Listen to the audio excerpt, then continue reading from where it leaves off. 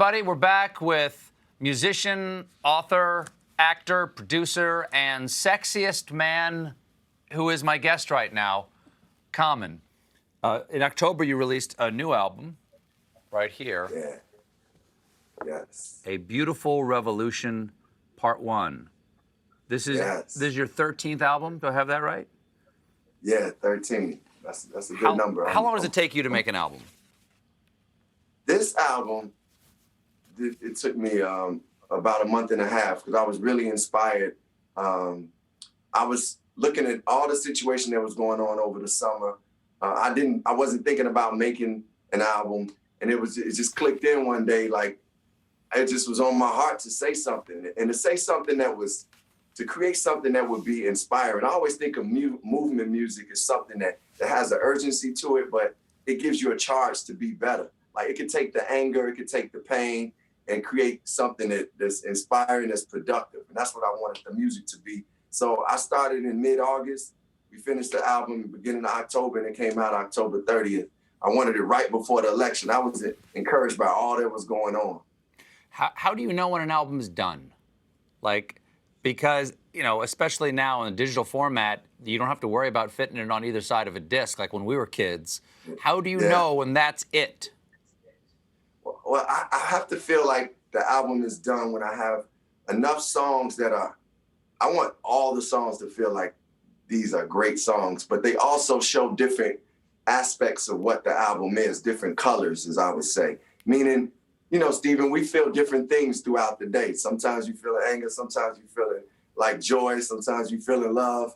I want the albums to have those type of energies and emotions and colors to it. So once I have that roundness of what I feel like where I am as a human being, and the songs sound like stellar, then I know I got a great album, and I do my best to put that together. Now, mind you, you know, a few months later, sometimes you listen and be like, oh, I should have did this and did that. But I'm really grateful and happy about this Beautiful Revolution Part 1.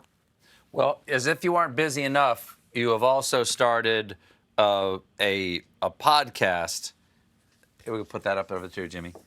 The Power Mixtape.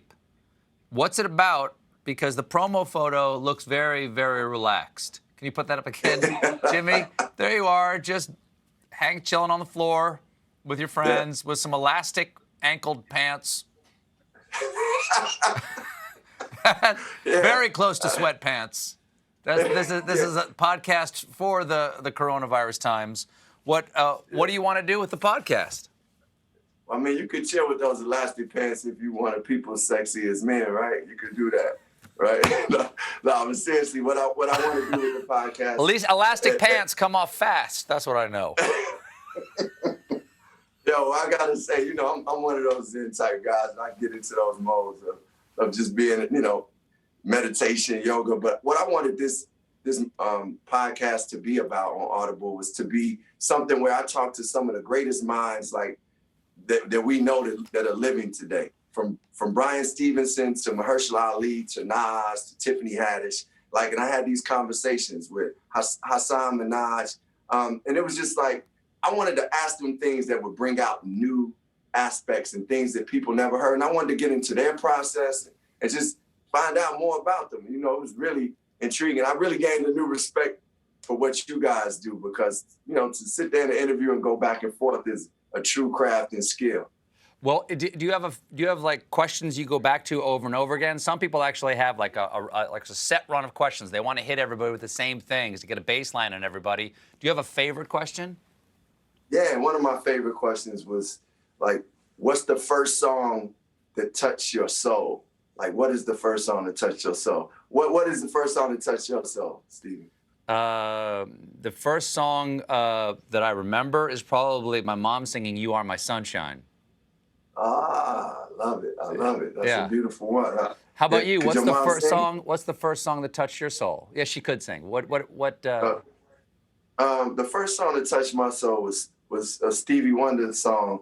It probably was "Isn't She Lovely." I used to love that song as a little kid. So sure, that's probably one of the songs that touched me.